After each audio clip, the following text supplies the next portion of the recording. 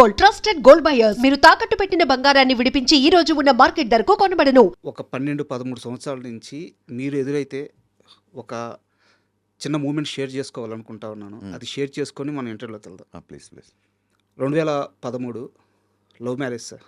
మీదా? మ్మ్. ఓకే. ఆ, ఇంట్లో ఒక చాప, ఒక దిండు, ఒక ప్లేటు, గ్యాస్ కూడా లేదు. దీంతో నా సంసారం మొదలైంది. ఆ టైంలో నాకు ఉన్న ఒకే ఒక్క బలం ఏంటంటే మీ షాక్ సినిమాలో మధురం మధురం అనే సాంగ్. అవును. అంటే ఒక జంట బతకడానికి ఆ జంట కలిసి ఉంటే చాలు, ఇంకేం అవసరం లేదు అనిపించేంత గొప్ప పాట. గుడ్. దాంట్లో కొన్ని లిరిక్స్ ఉంటాయి. చెదిరే జుట్టు చెమటే మధురం, అవును. కొద్దిగా పెరిగే కొలతే మాత్రం కొలత మధురం, ఆ, ఇది పెరిగి చెరిగి కరిగే తిలకం మధురం, అండ్ మౌంటేజ్ షార్ట్స్ కూడా. మహానుభావుడు వేటూరు గారు రాశారు ఆ పాట. అందుకే అంత అందంగా ఉంది. ఇన్ని సంవత్సరాల తర్వాత కూడా గుర్తుంది లిరిక్స్. అంటే ఇంత పర్టికులర్గా ఎందుకు చెప్తున్నానంటే సార్, ఈ రోజుకి మేము చాలా ధైర్యంగా బతుకుతున్నాం. మేమిద్దరం, మా ఇద్దరికి ఇంకోటి వచ్చాడు, ముగ్గురం చాలా ధైర్యంగా బతుకుతున్నాం. మా జీవితం మొదలైన తొలినాళ్ళలో మీ పాట, మీ మౌంటేజ్లు, మీ హీరో, మీ హీరోయిన్, మీ డైరెక్షను మాకు ఇచ్చిన ధైర్యం అది. Thank you. అంటే నాకు మీరు చెప్తే గుర్తొచ్చింది. I felt little emotional. నాకు ఎవరు ఎప్పుడు ఇలాగా, అంటే ఆ సినిమా చాలామంది ఫ్యాన్స్ ఉన్నారు, చాలామంది భార్యాభర్తలు, చాలామంది పార్టీస్లో, మీటింగ్స్లో, పెళ్ళిళ్ళలో, రిసెప్షన్ అలా వచ్చి, సార్ మీ షాక్ సినిమా చాలా ఇష్టం, ఈ పాట చాలా ఇష్టం, ఎంతోమంది కపుల్స్ నాకు సినిమాలు చూసాక. బట్ మీరు చెప్పించి వచ్చేసి చూసారా, ఒక రూమ్లో ఒక దిండు, ఒక చాప. I can relate my life with that. నా పరిస్థితి కూడా అలాగే. అండ్ ఆ టైంలో నేను ఇంచుమించు సినిమా ఫ్లాప్ తర్వాత అలాగే ఉన్నాను. అంటే నా భార్య ఎన్ని కష్టాలు ఫేస్ చేసింది, ఎంత సపోర్టివ్గా ఉంది అనేది నాకు ఇప్పుడు మీరు చెప్తే నాకు ఒకసారి నా డేస్ గుర్తు చేయండి. Thanks for remembering. Thank you. Sorry.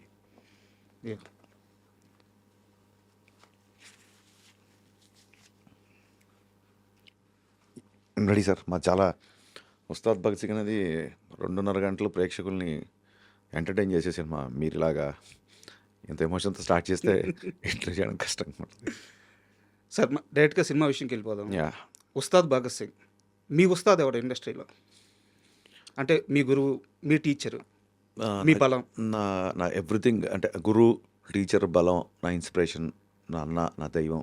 నాకు అదే షాక్ సినిమా పోయిన తర్వాత కూడా నన్ను నమ్మి మళ్ళీ సినిమా ఇచ్చి నన్ను నిల్చోబెట్టి ఇవాళ ఇక్కడ కూర్చోబెట్టి ఏం చేసినా రవితేజ గారండి సార్. యా. మనకు ఉస్తాదు సంబంధించి ఆరా సాంగ్ ఒకటి రిలీజ్ చేశారు. అవును. పవన్ కళ్యాణ్ గారి ఆరాని తొలిసారి హరీష్ శంకర్ చూసిన క్షణం ఏంటి? బీహెచ్ఎల్లో తమ్ముడు ఉన్న తొలి ప్రేమ షూటింగ్ జరిగినప్పుడు తొలిసారి ఆయన డైరెక్ట్గా చూశాను. అంతకుముందు ఐ థింక్ సంజీవయ్య గార్డెన్లో అక్కడమ్మ ఇక్కడ పోయి ఓపెనింగ్ కూడా వెళ్ళాను, కానీ అప్పుడు సరిగ్గా చూడలేకపోయాను. చాలా క్రౌడ్, పోలీసులు, హడావుడి ఉండేది. ఆయన సినిమా అక్కడమ్మ ఇక్కడ పోయి ఓపెనింగ్ అక్కడ జరిగింది. సార్, బట్ బీహెచ్ఎల్లో చాలా తృప్తిగా ఒక 20-30 రోజులు పెద్ద పెద్ద షెడ్యూల్స్ చేశారు. 2 సినిమాలు అక్కడ చూశాను. బట్ నేను యాజ్ అ డైరెక్టర్గా ఆయన ఫస్ట్ టైం కలిసింది ఆయన ఫామ్ హౌస్లో సార్. మిరపకాయ కట్ చేయడానికి వెళ్ళినప్పుడు ఒక బ్లూ డెనిమ్ జీన్స్, డెనిమ్ ప్యాంట్స్లో ఆయన్ని ఫస్ట్ టైం చూశాను. 1.5-2 గంటలు స్పెండ్ చేశాను. అది ఫస్ట్ మెమరీ. గబ్బర్ సింగ్ సినిమాలో ఒక డైలాగ్ ఉంటుంది సార్, పసివాడు పవన్ కళ్యాణ్ అయ్యాడు అని చెప్పేసి. ఉస్తాద్ భగత్ సింగ్కి వచ్చేలాగే పవన్ కళ్యాణ్ డిప్యూటీ సీఎం అయ్యాడు. సో హ్యాండిల్ చేసే విధానం మారుద్ది. భయం పెరిగిందా, బాధ్యత పెరిగిందా? బాధ్యత పెరిగిందండి. భయం ఎప్పుడూ లేదు. ఆయన ఎవరిని భయపెట్టాడు. ఫస్ట్ ఆఫ్ ఆల్ ఆయన అందరితో సరదాగా నవ్వుకుంటూ ఉండే వ్యక్తి. ఆశ్చర్యం ఏంటంటే అప్పటికి ఇప్పటికి ఆయన ఏం మారలేదు. ఆయన చుట్టూ ఉన్న ప్రోటోకాల్ మారింది అంతే. సో డెఫినెట్గా రెస్పాన్సిబిలిటీ ఉంది. చాలామంది అన్న ఐటమ్ సాంగ్ అంటే డిప్యూటీ సీఎం ఒక ఐటమ్ గా వెనకాల డ్యాన్స్ చేయడం ఆలోచించండి రా బాబు మీరు కొంచెం. అది అలాంటి కొన్ని కన్సర్న్స్, కొన్ని రెస్పాన్సిబిలిటీస్ తీసుకున్నాం. మీరు సాంగ్స్లో చూస్తే కూడా ఈవెన్ ఆయన బ్లాక్ బ్లేజర్లో అంత డ్యాన్స్ చేసినా సరే దాంట్లో యువతకి ఒక మంచి మెసేజ్ ఉంది. సిచ్యువేషన్లో కూడా శ్రీలీల కొంచెం లోలో ఉన్నప్పుడు అమ్మాయిని కొంచెం చీరప్ చేయడానికి వచ్చే సాంగ్, నీ పెదవిలోన ఉన్న జాగా నువ్వు నవ్వుకోవడానికేగా, నీ కాలి కింద ఉన్న నేల నీ సొంతం అంటే నమ్మవేలా, ప్రాబ్లమ్స్ వస్తే క్యూలు కట్టి పంపించేద్దాం సావగొట్టి పోరాడితే పోయేదేంటి. So even though it's a duet, it's a dance number కూడా ఒక యూత్కి ఒక మంచి ఒక ఉత్సాహభరితమైన గో అండ్ గెట్ ఇట్ అనే ఒక యాటిట్యూడ్ అందులో మెయింటైన్ చేసాం. అలాగే ఎత్తరా కాలర్ తీసుకున్నా సరే ఎక్కడో బ్యాక్ ఆఫ్ ద మైండ్ ఉంటుంది. అది ఆయన డిప్యూటీ సీఎం అయ్యారని కాదండి.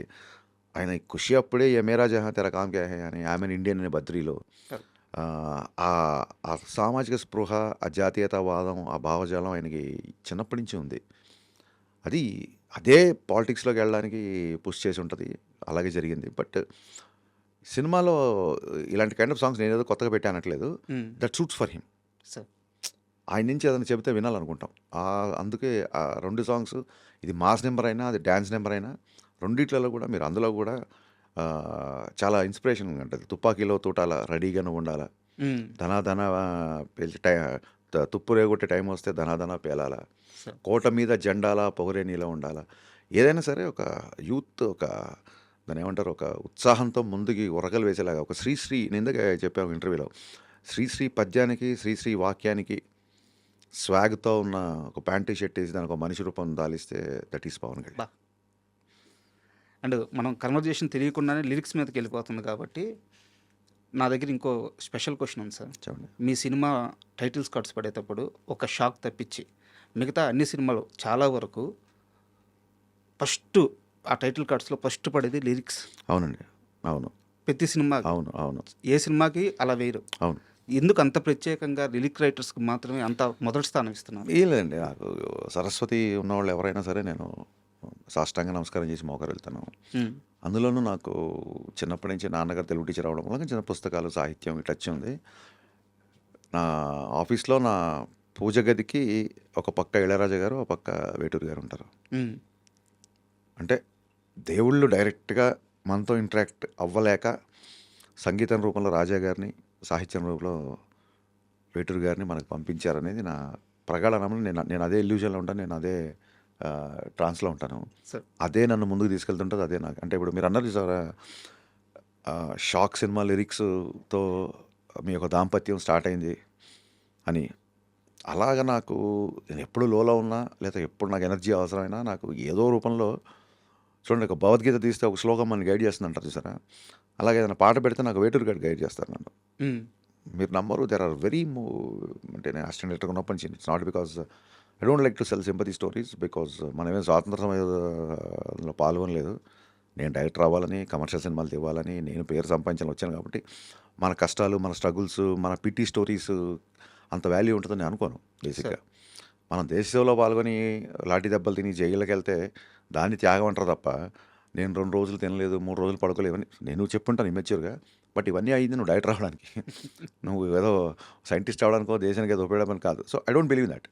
బట్ హ్యావింగ్ సెడ్ దట్, ఎప్పుడన్నా లోలో ఉన్నప్పుడు నాకు వేటూరు గారి సాహిత్యం చాలా రకాలుగా, అంటే మా ఊపిరి నిప్పుల ఉప్పెన, మా ఊహల కత్తుల వంతెన, మా దెబ్బకు దిక్కులు పిక్కటిల్లిపోయే రంపంపం, ఆ లైన్స్, అందులోనే నేడేరా నీకు నేస్తము రేపే లేదు, నిన్నంటే నిండు సున్నరా రానే రాదు. చిన్నప్పటి నుంచి ఇలాంటి బాగా వినడం మూలంగా, తెలుగు మీడియం స్టూడెంట్ అవ్వడం మూలంగా నాకు ఎస్పెషల్లీ మాటలంటే నేను రాయగలుగుతాను, కానీ లిరిక్స్ రాసేవాళ్ళంటే నాకు చాలా గౌరవం. అందుకు లిరిసిస్టుల పేర్లు నాకు ఇప్పుడు ముందుంటాయి. Super sir. అండ్ ఈ 2425 కారు ఫ్యాంటసీ అని సార్ మీకు? ఏం లేదండి, బిహెచ్ఎల్ శ్రీనివాస్ గారు కానీ నేను థియేటర్ చేసినప్పుడు నాకు ఒక సన్నిహితుడు, నాకంటే చాలా పెద్ద, నాకు గైడ్ లాగా ఉండేవాళ్ళు. మిరపకాయ సినిమా బిఫోర్ ఆయన కొత్త కారు కొనుక్కుంటే ఆయన పాత కారు నాకు అమ్మేశారు. దాని నెంబర్ 2425. సో అది ఉన్నప్పటి నుంచి అన్నీ అలాగా నేను ఆ కార్లో నరేషన్కి వెళ్ళినప్పుడు ఓకే అవ్వడం, ఆ కార్లో బయటికి వెళ్ళినప్పుడు సినిమాలు బ్లాక్ బాస్టర్ రిపోర్ట్ రావడం, ఇవన్నీ ఇప్పుడు మా ఫ్యాన్స్కి చెప్తే అన్న ఆ కార్ ఎక్కడ తీసుకొచ్చాయని అంటారేమో. సో అప్పటి నుంచి ఇంకా 2425 స్టార్ట్ అయింది. గబ్బర్ సింగ్లో కూడా నాకు తెలియకుండా మా కోడేటర్ బాబీ సార్ బండికి, సార్ బైక్కి ఆ నెంబర్ వేసేసాడు. సినిమా ఇండస్ట్రీ హిట్ అవడంతో ఇంకా మా డైరెక్షన్ డిపార్ట్మెంట్ తీసుకున్న కాల్, అది నాది కాదు. అదే చాలా సినిమాల్లో గమనించాను. ఉస్తాద్లో కూడా అదే ఉంటుంది. అవును సార్. ఇప్పుడు ఉస్తాద్ విషయానికి వస్తే, మామూలుగా పవన్ కళ్యాణ్ గారి సినిమాలు అంటే ఆయనకున్న ఫ్యాంటసీ ప్రకారం, లేకుంటే ఆయనకున్న ఇష్టం ప్రకారం తుపాకులు, రకరకాల గన్స్ కనిపించడం సర్వసాధారణం. ఉస్తాద్లో కొత్తగా యారో కనిపిస్తుంది. అవునండి, బాణం అనేది ఐ థింక్ నాకు తెలిసి అంటే దాన్ని ఏమంటారు, కథని సపోర్ట్ చేసే దీంట్లో ఒక ట్రైబల్ కుర్రాడు, చిన్నప్పటి నుంచి భగత్ సింగ్ యొక్క సిద్ధాంతాలని భావజాలని వంట పట్టుకొని ఉమ్, ధైర్యంగా పెరిగిన కుర్రాడు. భగత్ సింగ్ అంటేనే కారణం ధైర్యం. సార్ భగత్ సింగ్ అంటే మనకు గుర్తొచ్చే ధైర్యం. Correct correct. సో ఆ క్యారెక్టర్ ఉస్తాద్ భగత్ సింగ్ క్యారెక్టర్ కాబట్టి ట్రైబల్ కుర్రాడు కాబట్టి బాణంతో చిన్న లింక్ ఉంటుంది. ఏదో మామూలు కాస్ట్యూమ్లా పెట్టలేదు. అవును. ఫంక్షన్ సార్, మీ fans, cult fans, sir fans, Pawan Kalyan గారి ఫ్యాన్స్ అందరూ ఫంక్షన్ కోసం చాలా ఈగర్గా వెయిట్ చేస్తున్నారు. రేపు ఫంక్షన్ ఏ స్థాయిలో ఉండబోతుంది? మీరు అయితే అంత ఫ్యాన్స్ అందరూ ఊహించుకునే స్థాయిలోనే ఉంటుంది. బట్ టు బి ఫ్రాంక్, నేను సినిమా ప్రీపోన్ చేయడం మూలంగా అసలు ఫంక్షన్ ఏర్పాట్లు ఏంటి, అవి ఏంటి, ఎలా జరుగుతుంది ఏంటి అసలు ఐడియా లేదు. కంప్లీట్ పోస్ట్ ప్రొడక్షన్ పనిలో, ప్రమోషన్లో ఉండడంతో నిజంగా ఐడియా లేదు. పోలీస్ గ్రౌండ్లో జరుగుతుంది ఫంక్షన్. అద్భుతంగా ఉంటుంది డెఫినెట్గా. సార్ ఒక కంటెంట్ పరంగా ఒక క్వశ్చన్. మామూలుగా గబ్బర్ సింగ్ తీసేటప్పుడు ఆయన పోలీస్ ఆఫీసర్గా చూపించారు. అప్పుడు ఆయన power star, number 1 hero, okay. But police ఆఫీసర్గా చూపించారు, ఆడియన్స్ యాక్సెప్ట్ చేశారు, సూపర్ హిట్. కానీ ఒక డిప్యూటీ సీఎంని మళ్ళీ పోలీస్ ఆఫీసర్గా చూపించడం అనేది ఆ స్థాయిలో చూసేశారు పవన్ కళ్యాణ్ గారిని. ఇక్కడ మీరు అనొచ్చు రీలు అని చెప్పేసి. పవన్ కళ్యాణ్ గారు లాంటి హీరోని రీలు తేడా ఉండదు, ఆ ఆరా అలాగే కంటిన్యూ అవుతూ ఉంటుంది.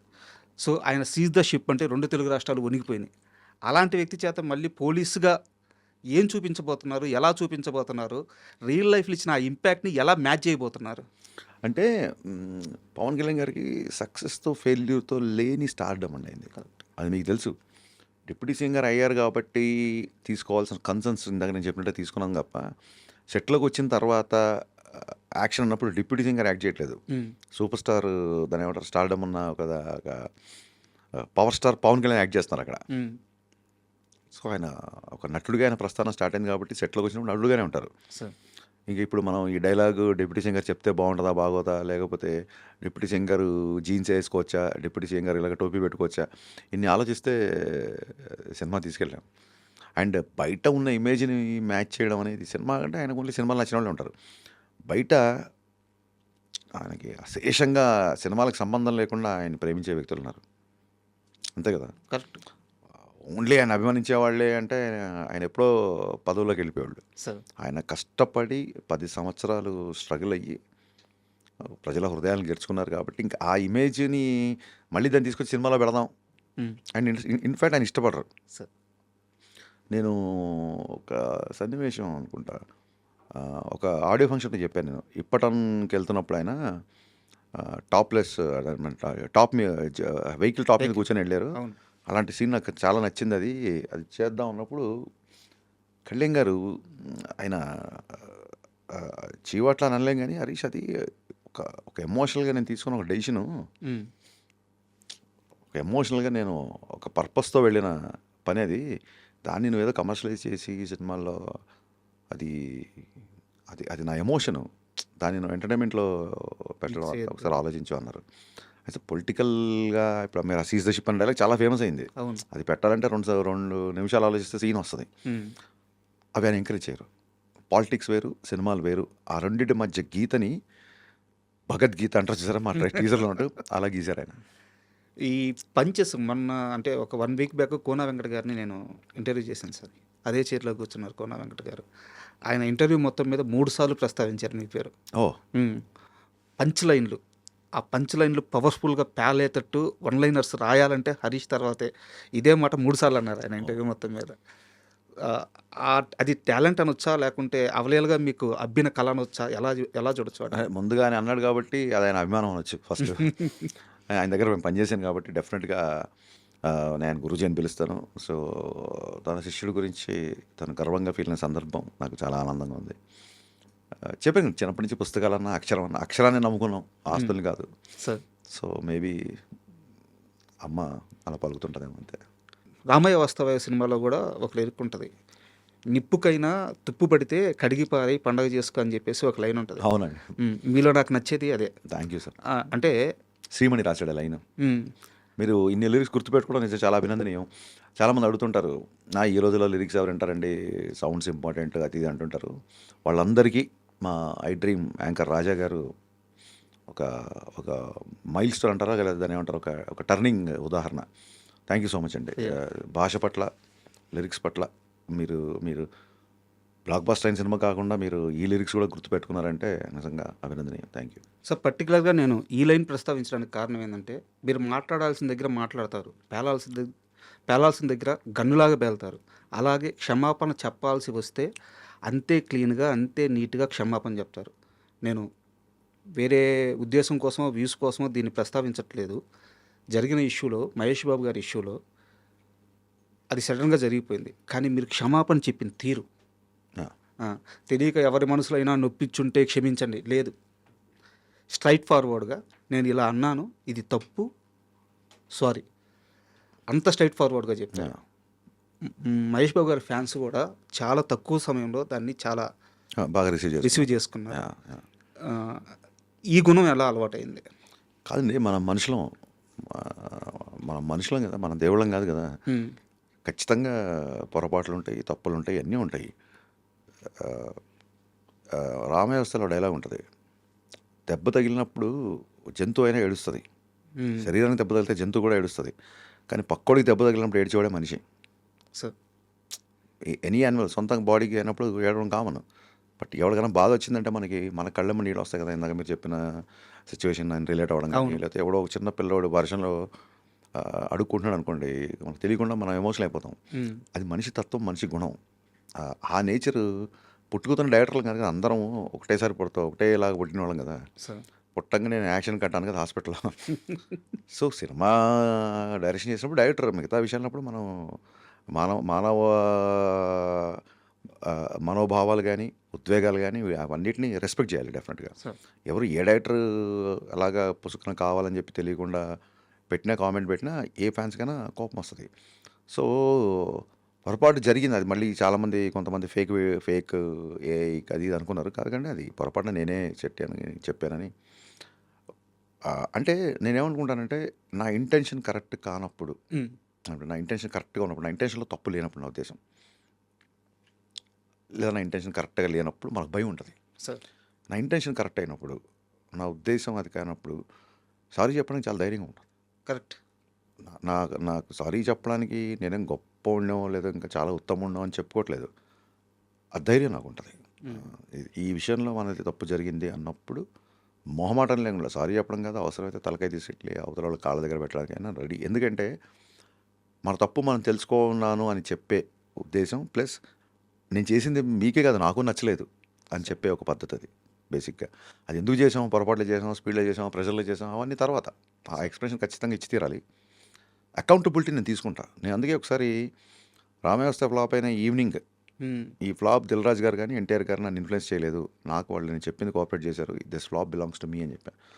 ఇప్పుడు మిరపకాయలు, గబ్బర్ సింగ్లు, డీజేలు వచ్చినప్పుడు నావి అని, మిస్టర్ బచ్చన్లు, షాకులు వచ్చినప్పుడు నావి కాదు అని ఇంకోళ్ళకి తోసేస్తే దాన్ని ఏమంటారు, తల్లికి కానీ తండ్రికి కానీ అంగవైకల్యంతో పుట్టిన పెట్టి కూడా తన బిడ్డే. నేను డిజోన్ ఎలా చేసుకుంటాం మన సినిమాని? ఒక రిజల్ట్ తప్ప ఆ విషయంలో అన్నీ మనం ప్రేమించి చేసినాయి కదా. కరెక్ట్. ఒక రిజల్ట్ ఒకటే మనకు నచ్చలేదు, మిగతా అన్నీ మనకు నచ్చినాయి. అంత మాత్రం చేత సినిమాని డిజోన్ ఎలా చేసుకుంటాను నేను? సో పొగడ్తలు తీసుకున్నప్పుడు విమర్శలు తీసుకునే ధైర్యం, మెచ్యూరిటీ నాకు ఉంది అన్న ఫీలింగ్.